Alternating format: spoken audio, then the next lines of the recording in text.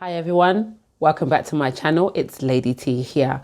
If this is your first time for stopping by, thank you for doing so. Feel free to have a look around the channel, see what I'm about. And if you like what you see and what you hear, join my YouTube family and subscribe. So okay, this particular video is about what is important to me. And I will get to where I'm going with that title shortly. So a Proverbs 31 woman is so many things. Mother, wife, sister, worker. Also, she has so many things going on. And they are all equally as important to her. Now, for me, they are all equally important to me. My health, my children, my husband, my home, my job, my business. Everything is important to me. But let's be realistic about life. If something was to happen to me tomorrow, today, have I made sure that everything that is important to me has been looked after or is looked after? Now, what am I talking about? Right now, some of us, we live in the moment, we live in today, we're enjoying today. I enjoy my children, I enjoy my husband, I enjoy my family, I enjoy all of that. But one day, I won't be around to enjoy that. And I pray that it's a very long time away. But I think this season of COVID that we are in 2021/2020, it has got me thinking a lot. Because I don't know about you, but I've been around and lost people that are very close to my heart, some young and some old. And it's got me wondering that the families that they've left behind, had they done anything to look after them for the future? So what am I doing today to ensure that my family, my children are looked after for the future? I pray that I'm around for a long time to see them grow and age. And in fact, they will bury me. But I've also got to be practical. So, in this video today, I want you to enjoy a webinar that I hosted on Sunday the 7th of February that was titled, Are You Financially Naked? Now, what that title basically is asking is, you might have all the money, you might have a lot of money, but are you using your money wisely right now? Are you using it in investments and protections for your family and your home? If something was to happen to you tomorrow, financially, would your children be okay? Financially, would your home be okay? And in fact, let's not even look at it as life. Your job, you are working. God forbid if you're taken out ill and you're not working, is your home financially covered in that duration that you are not working? So how have you planned to look after your family, either when you're not around or if for any reason you are unable to through illness? It's always those conversations that we don't want to have. And trust me, just because I'm sitting here and talking to you on a video, it doesn't mean it's a conversation that I'm comfortable with. It's not. But at the same time, it's the reality of life. So I want you to take the time. Yes, this is not your average size 5, 8, 15-minute video. No, it's not. But it's a well worth video to watch about what you can do to ensure you have looked after your family and your home. Now I pray, and I pray from the bottom of my heart, that both myself and yourself will be around for a long time to see children grow, marry, all sorts of celebrations, many jobs and promotions and everything that God has blessed us to see for many years to come. I pray that for myself and I pray that for you. But I also pray that we are wise with our decisions for life. A Proverbs 31 woman is wise. So enjoy watching this video. Enjoy watching the webinar hosted by me. And the speaker was Mr. Shola Ajetunmobi, who is a commercial financial advisor. And I'll put his details in the description box below if you feel like you want to have a chat with him regarding things pertaining to you. But enjoy it. Please share with people that you feel need to hear and need to be blessed. God bless you and enjoy the webinar.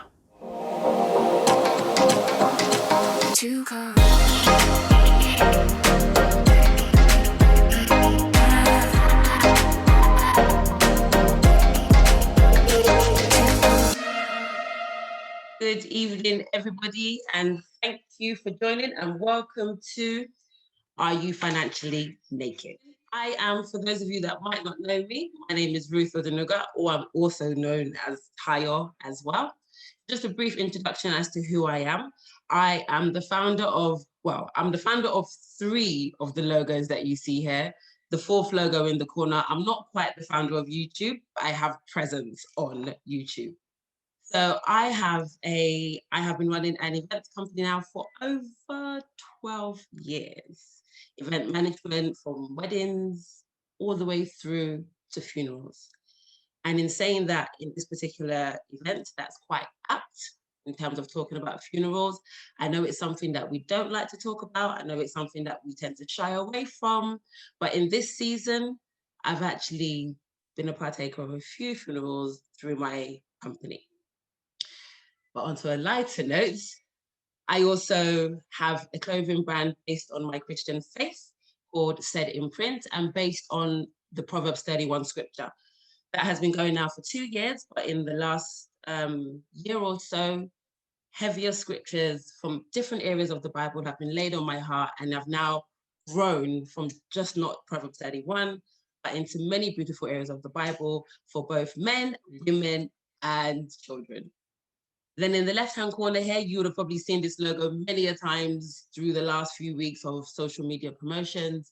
I have a group called Live, Grow, and Excel. Now, this basically started as a small community of my girlfriends and sisters, where I personally have a passion for seeing, and I say ladies, and I know we've got amazing men on here, but I've got a passion for ladies growing in business and growing and doing their thing and using the 10 fingers that God has blessed us with to do something. I've now got an Instagram group, and where it's basically just an encouraging area. You encourage me, I encourage you. That business idea that you've got, or that business idea that you haven't got, or just that general encouragement in living to grow to excel. And then finally, as I said, I've got a small YouTube presence on there where I decided last year in lockdown, one of the things I decided to start doing was to document my faith journey and my personal journey as being a Proverbs 31 woman, a mom, a sister, a daughter, a friend, just my journey, be it wrong or right. I know that I'm not perfect, but I strive for perfection. And I feel and hope that my stories and journeys on YouTube would bless people. So that's me. So today we are focused on this question: what is important to me? Or should I say, what is important to you? So before I introduce the main speaker of today, Mr. Shola Ajetunmobi, I wanted to just talk about what is important to me and why I'm linking that into the reason why we are here today. So I mentioned in the beginning about funerals in the last season of the last almost a year now that we've been in this crazy season. And what I've seen, or what I've understood, or what I've grown to appreciate in this season is what is important to me is family. My children, my husband, my siblings, my parents, my health, because obviously we know that in this season of Corona, health is key. But these are all the elements that are important to me. So I can sit here and I know there's many of us on here, and please feel free in the chat. If you want, please share what is important to you. You don't need to go too personal. You can keep it top layer, but it also gives you an opportunity for you to think about those things as well. So what is important to me? I've listed them already, but the question is, what am I doing about those things that are important to me? So let me give you an example. I have 3 boys, different variety of ages, university, primary school, all sorts. Now, that dreaded conversation that nobody ever wants to have, if anything was to happen to me, what happens to my children? Financially, what happens to my children? If anything happens to me and my husband, what happens to my children? Financially, where would they go? Who would they be with? I know it's that awkward conversation that nobody wants to have. And I know it's that conversation that we tend to think, I don't need to have that conversation. But the reality of life is we do need to have that conversation. I'm sure you, as well as me, in this last season, have seen or heard of, or even had close to your own selves, people that have either fallen ill or even more so lost their lives that you didn't expect in this season. And probably they themselves didn't expect themselves to lose. And the question is, for the what ifs, what are we doing about it? For the things that are important to me, am I preparing for my children? If God forbid something was to happen to me, and I pray it does not, have I prepared things to make life okay for my children? Have I prepared things to make life okay for my husband? Because there's no script to say he will go before me or I will go before him. There's no script. But the question is, have I prepared? Am I preparing? And that's what's leading me into introducing Mr. Shola in terms of what this event is about. Think about the things that are important to you in life today, and what are you doing about it today? So I will stop here. Feel free, as the presentation is going on, if you have any questions regarding what Mr. Shola is saying, please feel free to put them in the chat. We will have a Q&A session at the end, and we'll do our best to answer them in the Q&A. If we're not able to complete them all, I'm very sure that Mr. Shola will help us to answer them separately, and I can communicate them to us by email after. On that note, I'd like to stop sharing my screen and invite Mr. Shola to take over. Thank you. Good evening all. Thank you, Lady T. I must say it's a privilege to be invited onto this webinar this evening. I'm very, very honored. I would also like to thank everyone who has taken time out of their very, very busy Sunday evening to also be part of this program. Let me share my screen with you. This theme has been titled, Are You Financially Naked? Yes, my name is Shola Ajetunmobi, but who am I? I am a qualified mortgage and protection advisor. For about 16 years, I was an IT consultant, a job that I did for that long, but really didn't enjoy.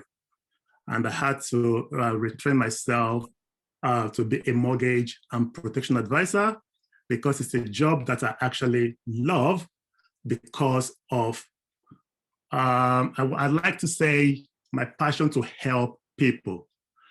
Everyone that I do help in either getting keys to their property or saving money while doing remortgaging, or just even helping them to protect them and their loved ones gives me a lot of satisfaction. I sometimes refer to this as my own form of evangelism, really, just to try to do my bit in helping people around me. There is this saying that says, if you fail to plan, you are planning to fail. And that statement to me is so simple, but yet so powerful, because planning is the key. In this life, I'm sure a lot of us would have wished that there were some things, if you can go back a few years back, there would have a lot of things that would like to do differently if we have the right information. People do say that knowledge is power.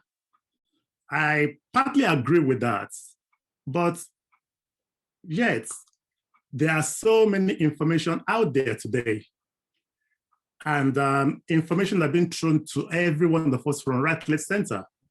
But what you do with that information is actually the power, as far as I'm concerned, because so many people can get this information and they just leave it there. and the knowledge is absolutely useless. It's until you take an action and do something about it. But if you after getting an information now and then you do nothing, then you cannot play the ignorance card anymore and say, oh, I wasn't aware. So it's down to you.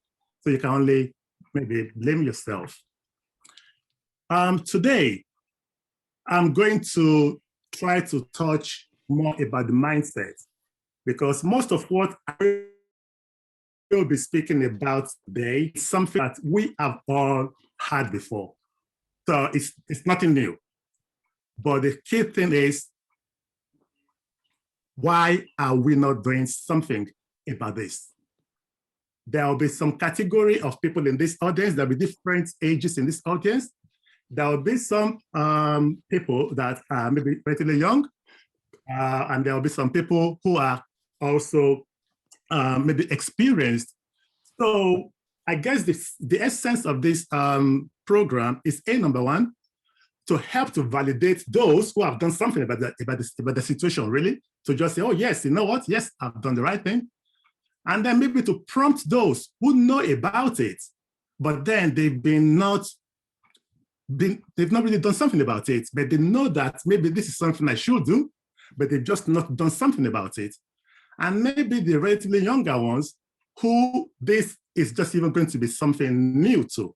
So for everyone, I hope that everybody should take something away from here. Time for action. I love this expression from Robert Kiyosaki. He said, complain about your current position in life is worthless. Have a spine and do something about it instead. And that is something that is very, very important. Like I said, a lot of us, we know about a lot of things, but we just don't do something about it. And we keep on complaining and blaming everybody for everything without actually looking inward and say, now I've got to do something about this thing. If you don't like it, then you change it. Getting financially smart. COVID-19, since last year, has actually exposed how naked most of us are financially. It was unprecedented the way it just affected almost every industry worldwide.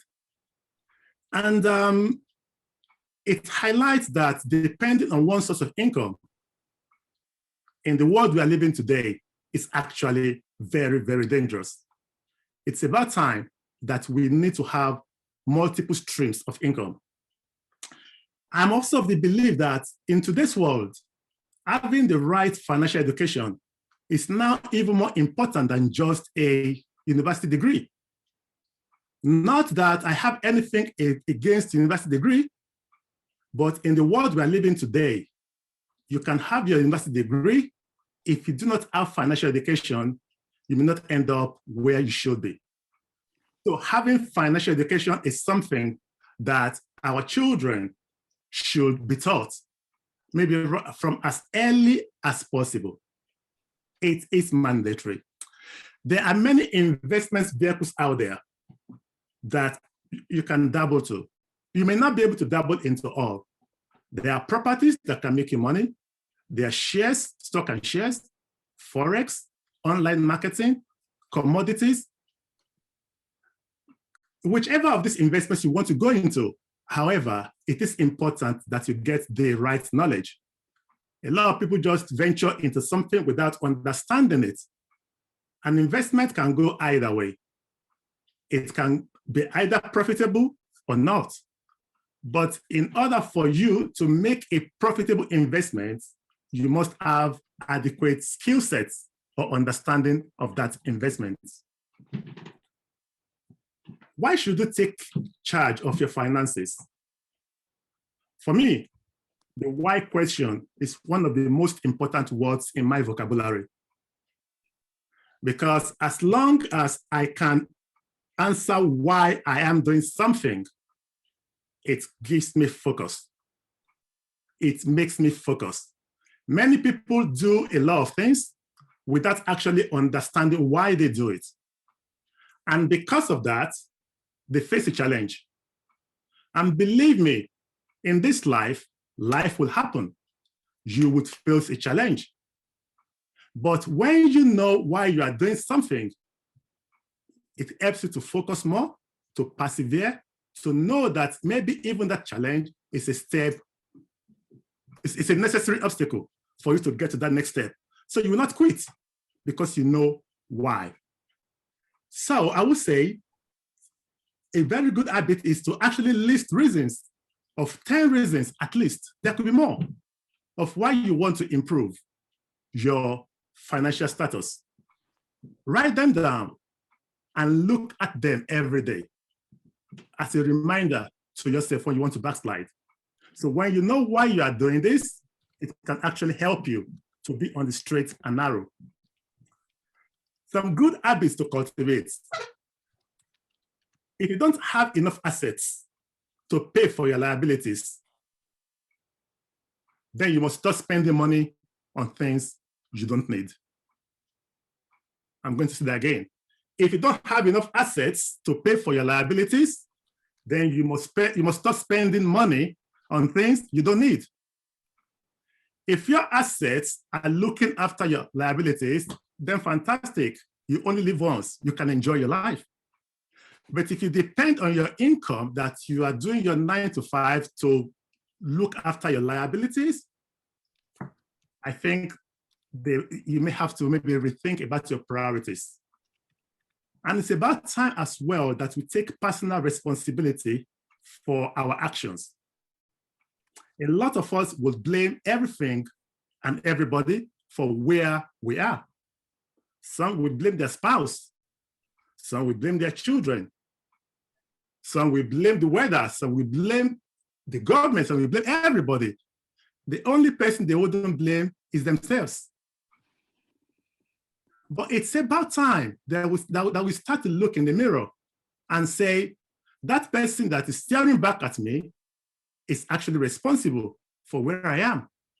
And if anybody can change my situation, it can only be that person. So it's about time we start to take personal responsibility and not looking for anybody or anything to blame. I'm going to also encourage us also to leverage on our network. You see, the thing about us or about people generally is that we can be so cringy sometimes with knowledge or with what we know. But the thing is, you only know what you know. And there are so many people who actually know more than you do. So it's very, very important that we learn from others. And sometimes, don't hesitate to pay for the right advice. Sometimes we're always looking for things on the cheap. If you think education is expensive, try ignorance.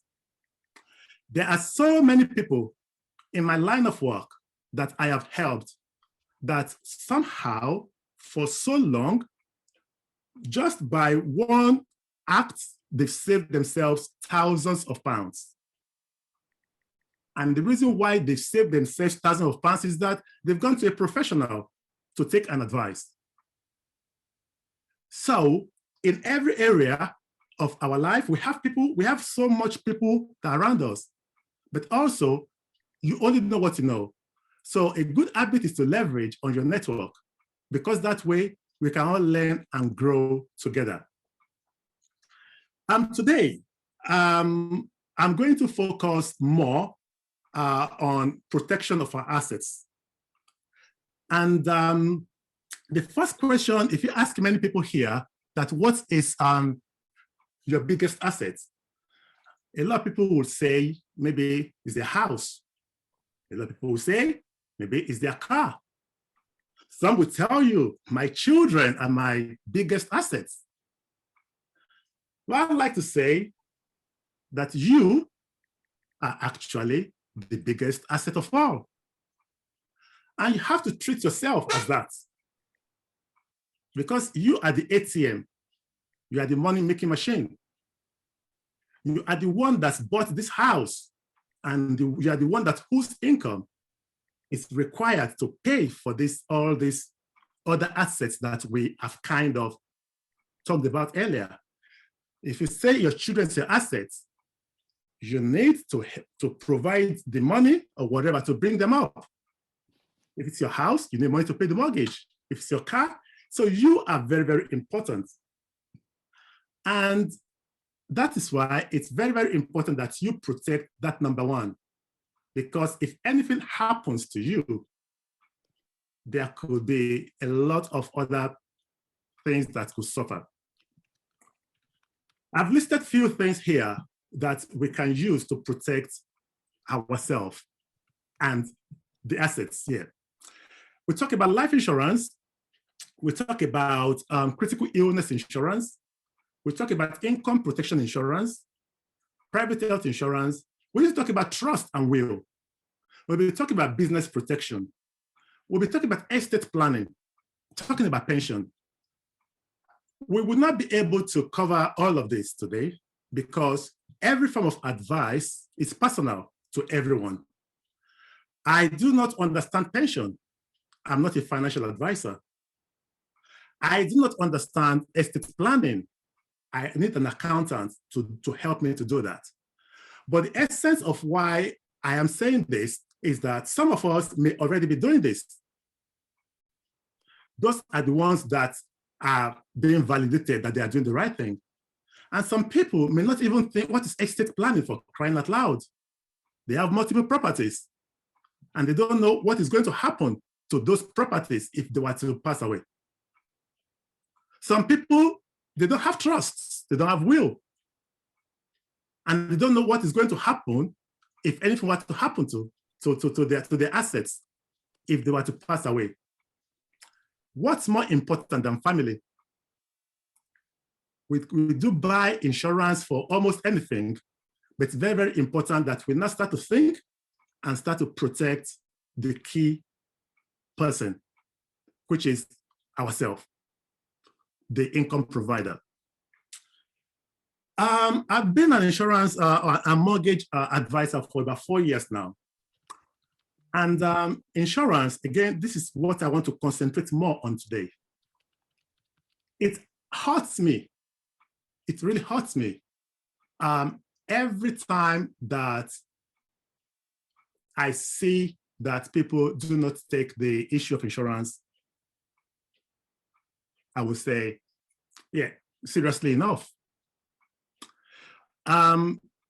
This COVID-19 and in the last year, a lot of people have lost their loved ones. A lot of people. And it's a moment of reflection for every one of us. And I think the reason why a lot of people do not buy insurance is some people just kind of think, you know what, it's not going to be me. This is not going to happen to me. And some people are thinking, oh no, I'm too young. I still have time. And some will tell you, it's a waste of money. And some will even calculate the premium and say, you know what, if I save this until I'm 75, you know how much I would have saved? And I would just smile. Some people will say the insurance don't pay out. Millions and millions and millions of pounds are being claimed every year by all these major insurance companies. So some people are getting a payout if you do it the right way. A lot of people try to cut corners and then maybe at the time of claim, it will not be successful. And some people are even thinking that insurance is too expensive. For me, again, that is just down to priority. A lot of us, we have subscriptions on Netflix, on Prime Video, on Sky Sports. A lot of us eat so much takeaway. And yet, we still think insurance is expensive. When for 20, 30 quid, 40 quid. A lot of us, we don't joke with our takeaway like once a month. Some with our drinks. So again, whatever it is that you use to enjoy yourself. And I'm not saying do not enjoy yourself, or all those things are not important. But what I'm just saying is that it is all down to what you prioritize as more important. So if you prioritize your Sky subscription over your insurance, then maybe you have to think again. Why take the chance? If you think about all these things, there's this saying that it's better you have 5 years insurance earlier, that you buy your insurance 5 years earlier than 5 minutes late. It's better that you have that insurance and you don't need it than to need it but not have it. It's so simple. Insurance is not an investment vehicle. And that is the reason why people who think it's a waste of money, that is where I think they get it wrong. Insurance is supposed to be a safety net should the worst happens.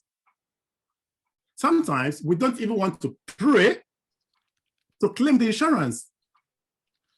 And that is the reason why some people don't do this. How will I pay all that money that I won't be able to claim it? That is the mindset of some of us. But sometimes it may not be about you. It may not be about you. It's about those other families that you tell that you love.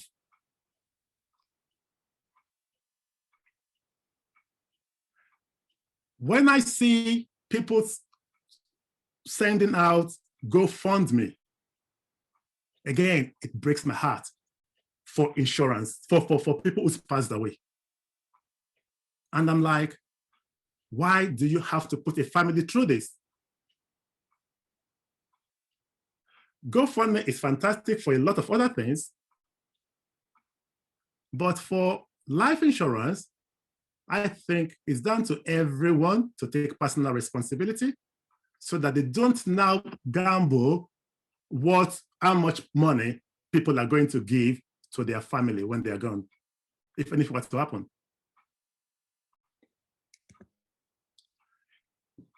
Income protection.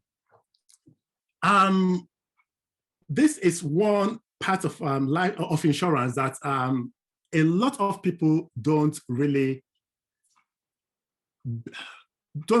do or buy that much.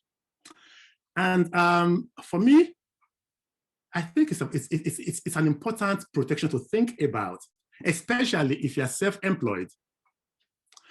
Because the thing is this, when you are not able to work, and if you just ask yourself that question and say, if my income is threatened for 6 months, 12 months, 18 months, due to accident or illness, how would I survive? It doesn't matter how much money you may put aside as savings. If money is going out because your bills will not stop because you are ill, your bills will still be coming.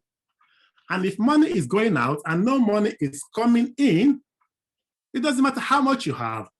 All those your hard saved money is just going to be depleting and depleting and depleting like that. I'm going to tell you a quick story. I was listening to the LBC about 2 or 3 weeks ago, and they were having a discussion about long COVID. And this 23-year-old gentleman phoned in. He was working for Asda as a courier. He got a COVID at age 23. No previous illness. He was supposedly in a very good health condition. He brought the COVID home. He lives with his dad. Unfortunately, his dad caught the COVID as well. He was taken to hospital. This was back in March last year. Unfortunately, the father died in the same hospital while he was still recovering. 23 years old, he recovered from that COVID, but he couldn't go back to work for another 2 months. And his employer were very, very good. They paid him for that 2 months. But after a while, he had to go back to work. And it's still, and that was actually my first conversation about long COVID. I didn't even know, I didn't know about long COVID then, that some people have been suffering long COVID. So some people get this COVID, they get over it, they get their life back. You are lucky. Not everybody gets their life back with this long COVID. And this is a 23-year-old man. Up till now, he is still struggling with his job. So somebody like that, let's say he had income protection, he could actually focus more on getting better because some money will be coming in while he is not able to work because his doctor can sign him off. But without income protection, he probably just needs to keep on working and not concentrating on getting himself better. For people who are self-employed, if you're a full-time employee, usually your employer will pay you maybe sick pay for about 3 months or so. That doesn't mean that you should ignore it, because after that, then what happens? But if you're self-employed, I think it's very, very important because you're your own employer. So you actually need to do what your employer will do for you, which is protect yourself. Life insurance. Again, we all know about life insurance. And what I just want to talk about here is, again, if you're self-employed or you have some form of limited company, there are ways that you can do your life insurance where your business actually pays for the life insurance, making it more tax deductible for you. But yes, life insurance doesn't protect you, but it protects the people that you leave behind to help them with all their mortgage, their loans, their inheritance tax liability, or funeral costs, or anything like that. So it's very, very important that we have these things in place. Critical illness cover. That is also another one that, again, with various providers, they give you a lot of definitions for different illnesses that if you are to be diagnosed with, you get paid a lump sum of money. With advancements in technology, people are having and they are surviving a lot of these illnesses like cancer, like stroke, like heart attack. But the thing about it is that when you get those, it can be it can put a lot of strain on you and your family. Because all of a sudden, if you have a spouse and one of the person gets critical illness, it can affect the job of the other spouse because they kind of, at that time, may have to be looking after you.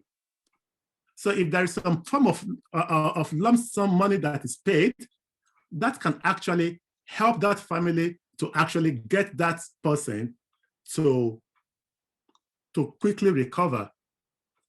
So it's also something that a lot of people kind of do not think about because most people just think it's life insurance. And like I said, life insurance is good, but that protects your family. But critical illness and income protection actually protects you. So it's very, very important that you also think about that. We've been in lockdown for almost a year now. And some of these insurance, they also give some benefits depending on who you go with. And a lot of people buy these insurances, they don't even know, they just buy it, they just go and put the document somewhere. Mental health is probably going to be a big thing once this lockdown is over. People are under so much tension, people are on the edge. But with some of this insurance, you can actually have free counseling, maybe about 5, or talk to somebody. So you have the option or with some providers where maybe you're struggling to speak to your GP, where you can actually call a remote GP with one of your insurance provider, and they can actually get to you quicker. So it's not just about the real insurance like life or critical. There are some extra benefits that a lot of us buy that we are not even aware of. Bereavement. Some people are going to bereavement. There's a counseling that you can actually also take advantage of while you are going to bereave, all part of what you have paid for. So And also, maybe it's just a second opinion that you are going through something and you just want a second opinion with another doctor. All these things are extra insurance benefits that a lot of people may not.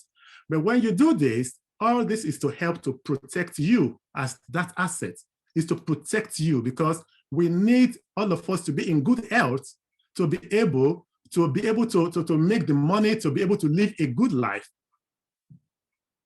So it's very important. Home insurance.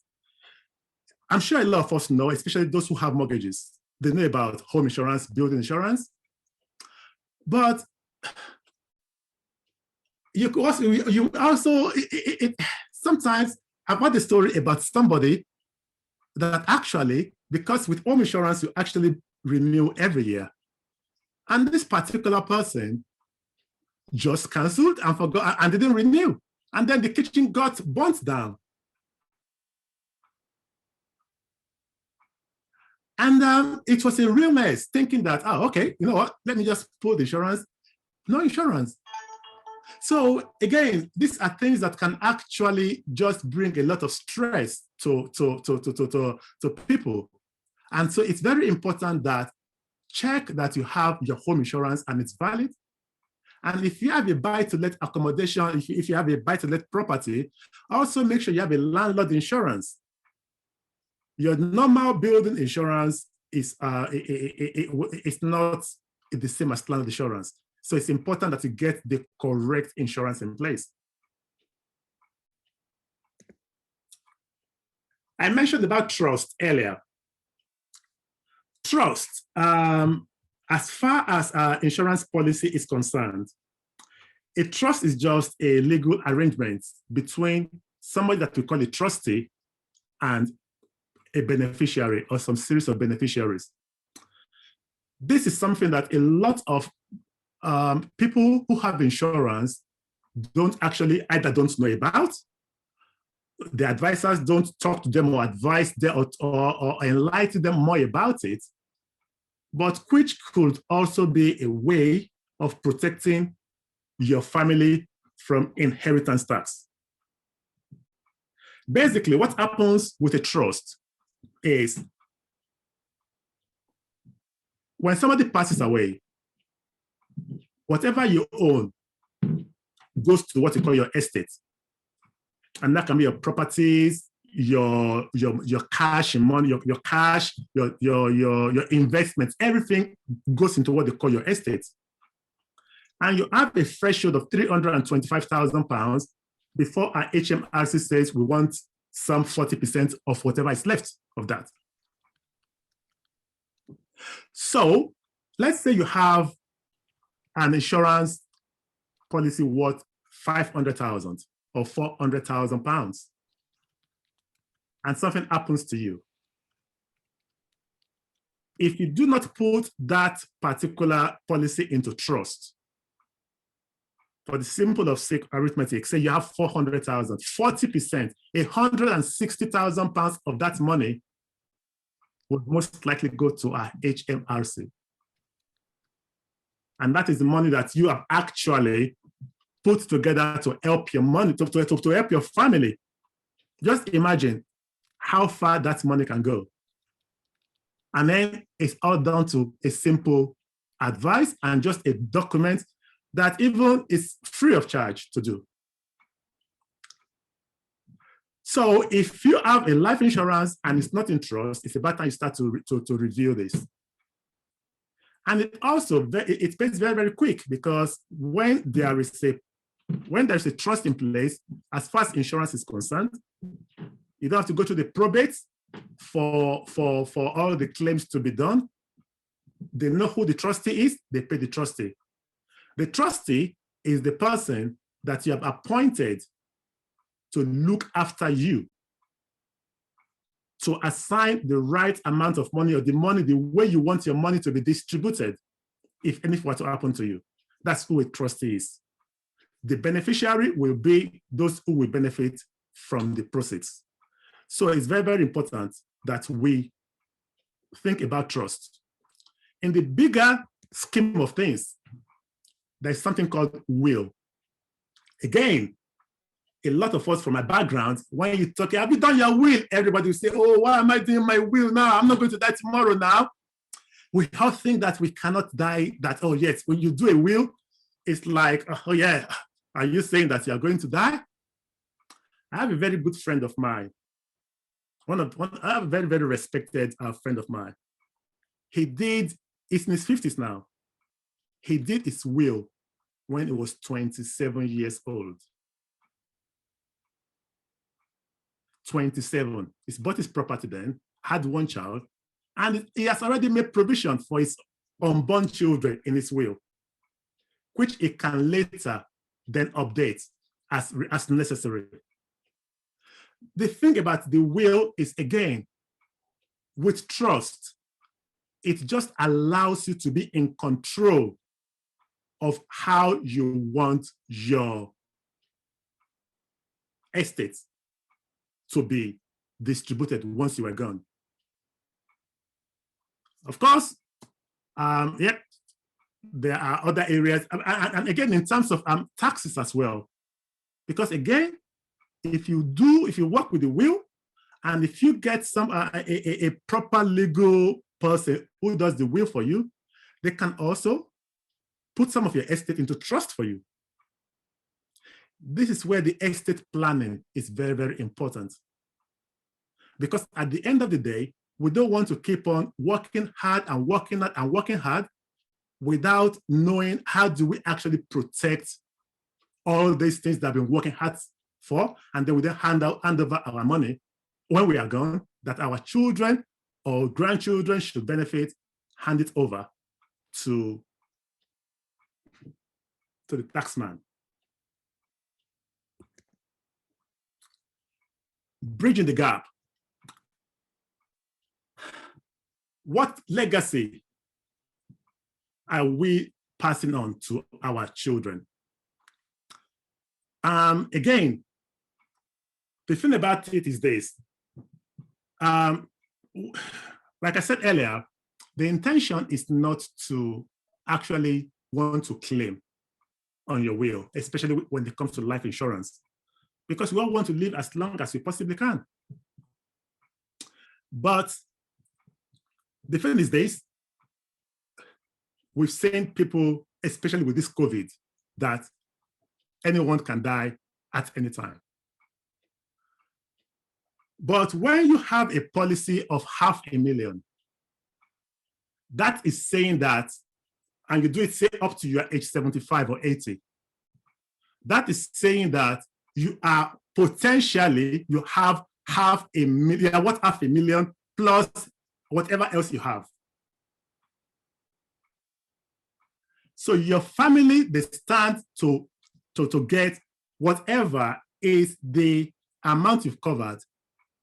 So if anything were to happen to you, up until the policy finishes, you have a potential, you are worth that amount plus whatever.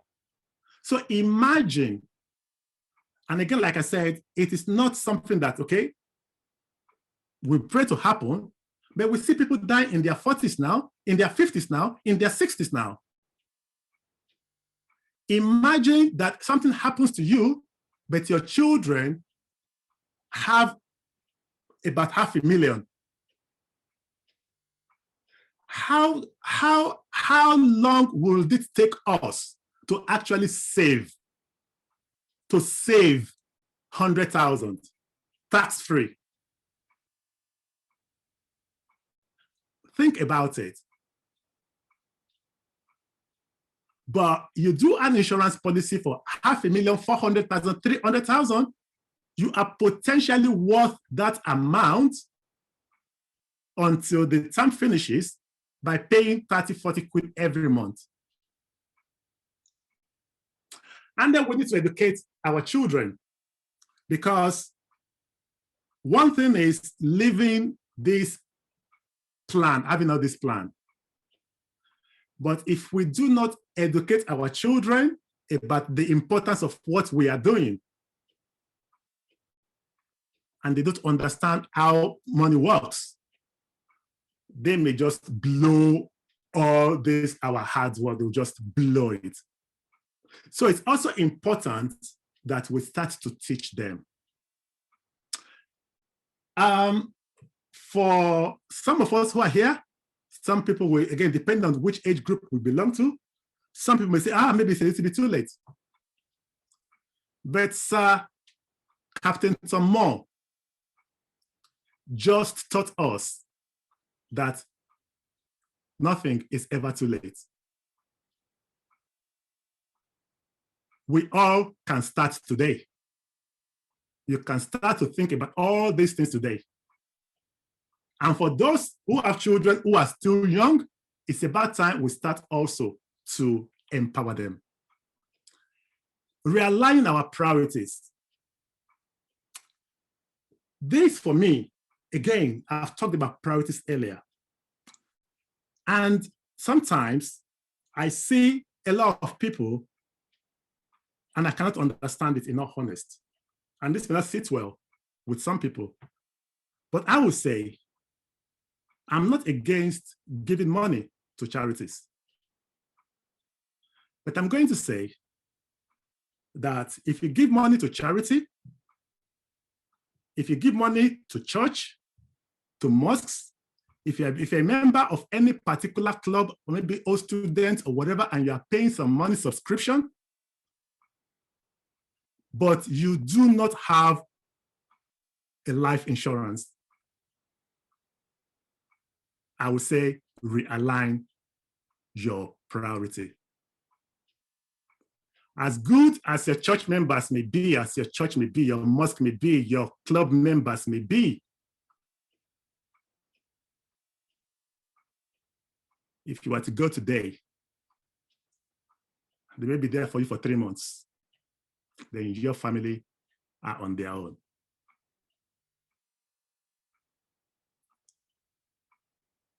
It's very important that you do a periodic protection review as your life changes. Very, very important. Like I said, a lot of people don't even know what it is that they have. So get in touch for a free consultation. Just know whether you've got the right things. And if it's right, you leave it. If it's not, if you can get it better, then you work on it. So I'm going to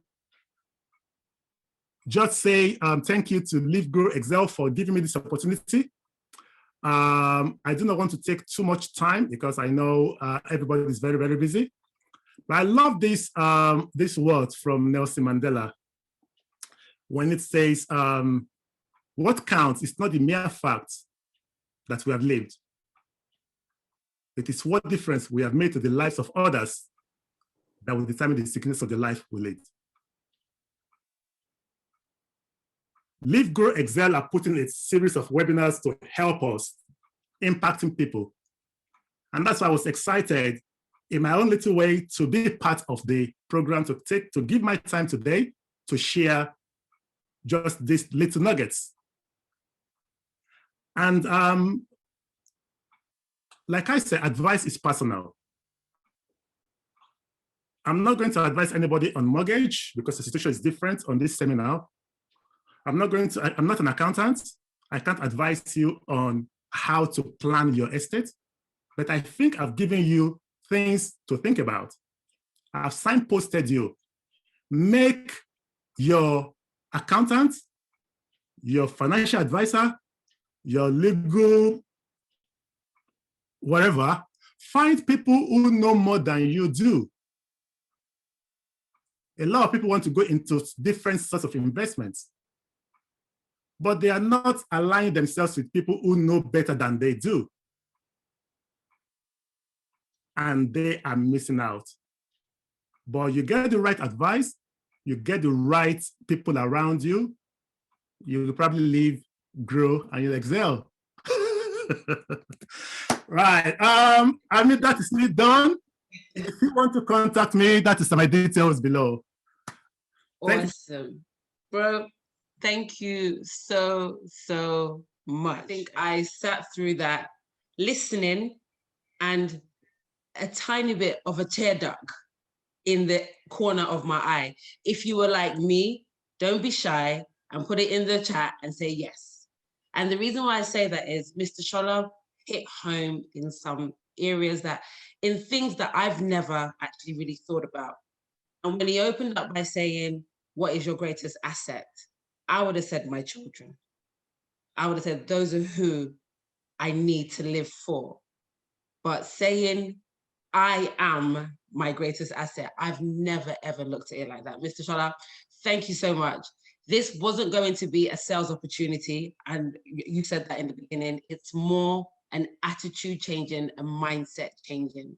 And in previous events that I've done, I've said, we can take the horse to the river.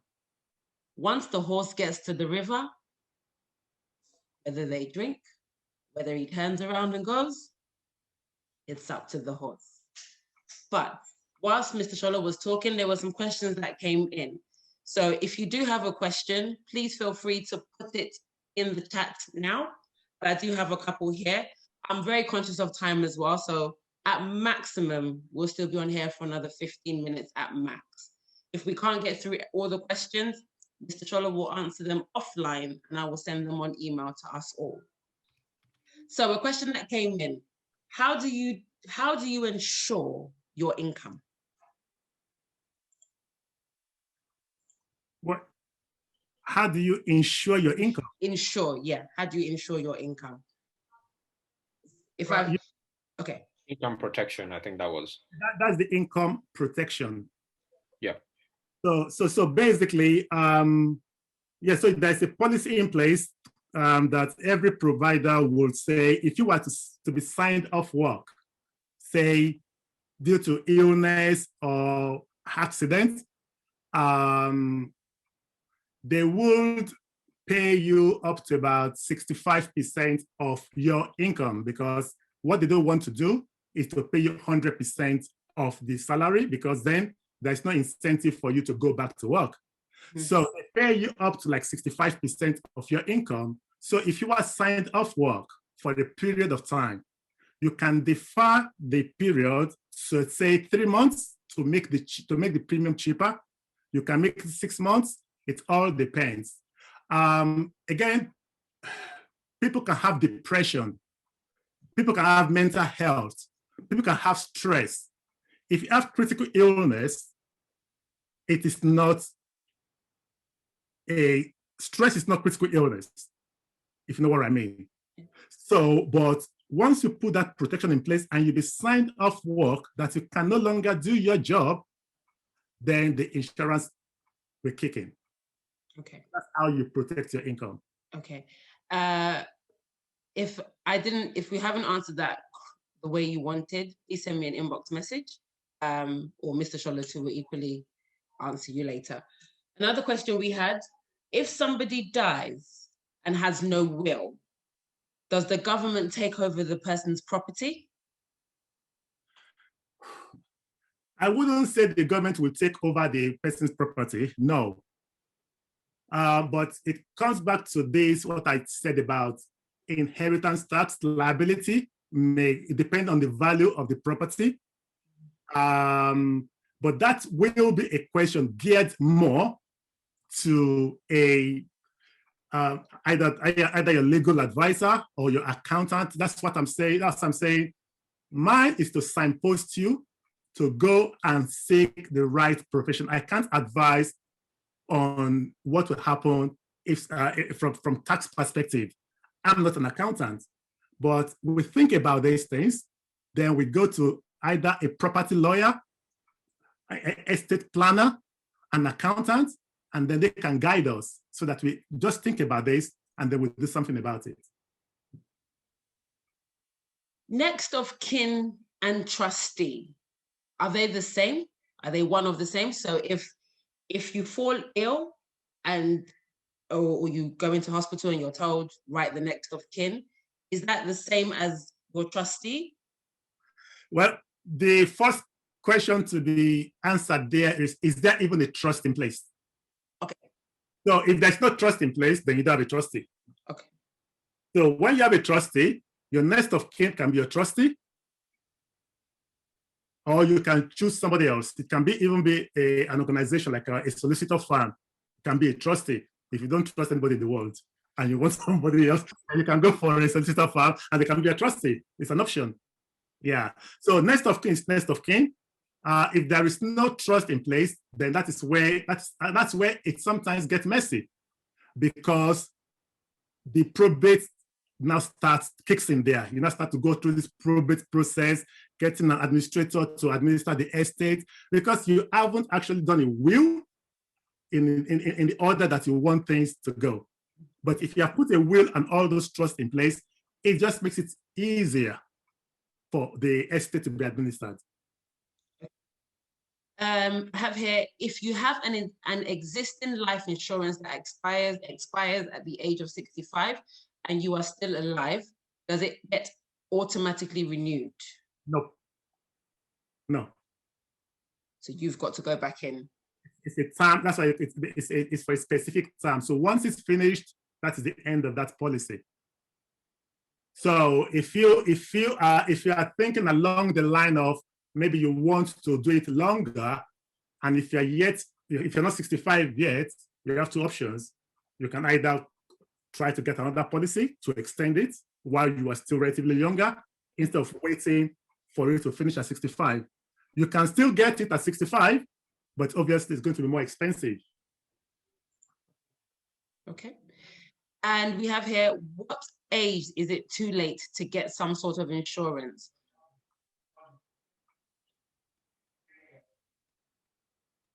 Now? We didn't hear you at all. Come again. Okay.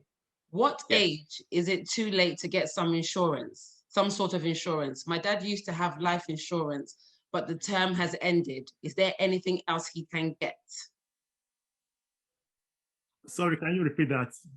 What age is it too late to get some insurance? My dad used to have life insurance, but the terms has ended. Is there anything else he can get? It depends on how old is he. It depends on his age, yeah. So it varies from provider to provider. I think up to age 70 or 60. Yeah, you can still get even up to age 70. Yeah. But if he is over 70? It all depends. Yeah, it depends on provider. That person can maybe come to me, I can check it. I mean, either come to me or go to another advisor, and we can look that one up. Then we have, is a trust the same as a trust fund? No, I don't think so. A trust is different from a trust fund. But we're going into technicalities now. Again, from being an insurance advisor, I can only advise on the proceeds from the claims of an insurance policy. Okay. And that gets paid into it. You can call it a trust. I guess people say trust fund, and it could, I think maybe that question may be a bit vague, because you can put, say for example, the children of the deceased are young. Yeah, you can call it a trust fund, and the parents have passed on. So you have the trustee that the money gets paid into, and the money is sitting there, and maybe before the parent deceased has told the trustee, do not pay this money to the children until they are 25 years old or until they're 21 years old. So the trustee will keep the money there. So you can call it a trust fund, which it will be. Yeah. You know what I mean? Yeah. So I hope that answers that question. Okay. And then we have, is it possible to get multiple protections from one provider? For instance, income protection, life insurance, all for one person from one provider? Yeah, you can. But again, that's why you need to go to an advisor. You can get from one provider, but you can also get from multiple providers. Okay. Then, okay, fab. I think I have covered all the questions. Okay. I think you've answered this already. Am I not too young to have a will? And if I do have to get one, how often do I update it? Yeah, I think that will depend on how your circumstances change. So, for example, yeah, you start it and it's there. Obviously, you have in mind, maybe you don't have the children as at that time. Then, maybe when there is when you have children or when you have property, you start to want to protect your property and things like that. That is when you not have to say, okay, there has been a change in my circumstances, so it's the right time for me to now change the will. And the people that you pull there to be your trustees, you may also want to change because maybe something's happened to them, so you can also go and change. It's always amendable. You can always update your will as you see. And obviously, like you said earlier in the presentation, it's never too young. You're never too young to have your will done. Never too young. Absolutely. Awesome. Well, I think here I have covered all questions here. If you do have more questions, and I'm assuming as well, a lot of questions will be personal to everybody's situation, which I respect. An email will be coming out over the next couple of days that will include Mr. Shola's details. So by all means, please feel free to get in contact with him with further questioning that you may have. But I hope you have enjoyed this evening. Again, as I mentioned earlier, it is a very sensitive conversation. And I think earlier on, Mr. Shola said, or somebody said, it's an uncomfortable conversation. But equally, forbid, if a situation came, I think the situation would be more uncomfortable than having the conversation today. So I've taken a lot from this. Conversations need to be had. In fact, conversations with myself need to be had, and conversations need to be had within my family. So I please hope that you have taken something away from this webinar that you can benefit for yourself and your family. And if you're on here and you don't have children, and you're going to think this is irrelevant for me, I don't have children, I don't have a house, but you have a life. You are alive. And by God's grace, eventually the children and the houses and all sorts will come. So why not, in fact, why not be ahead of the game and prepare yourself now for when those situations and those times come? And if you're on here as well and you've got children of mini adult age, I've got a 20-year-old, it's not too early and it's not too late to start having those conversations with them either. Mr. Shola mentioned that as well. Let's educate our children, not just for themselves, but for their future, because the children are the future. Everybody, thank you so much for logging on.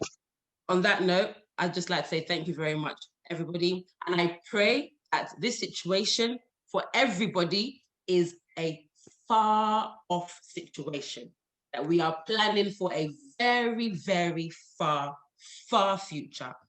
But the most important thing is we're planning. God bless and good night.